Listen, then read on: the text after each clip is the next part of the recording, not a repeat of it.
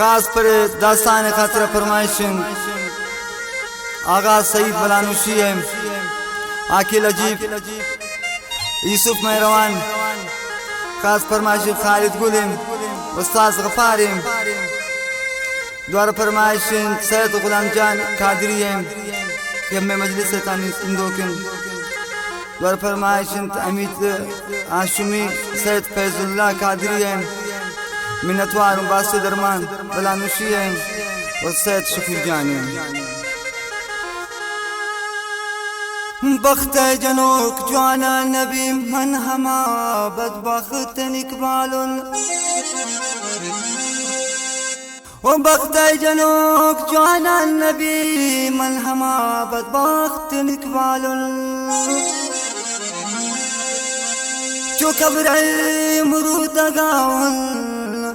निगुल पत्ता परे हालुन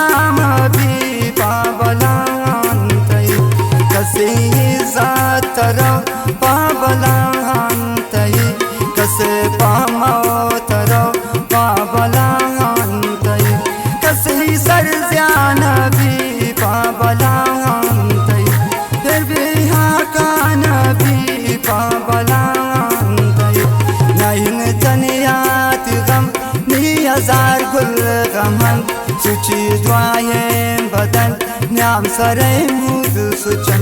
है खुदाई चिकसा इनका बेकस मकन है खुदाई चिकसा इनका बेवस मकन अवल मल्ला वो शमल नीबा बला मादरायर खुदा गे बिमनी दिला है खुदाई चिकसा यो बेब्रास मकन है खुदाई चिकसा बेफिसुमास मकन है खुदाई चिकसा तो भी औलाद मकन है खुदाई चिकसा इनका बर्बाद मकन है खुदाई चिकसा तो बेवार मकन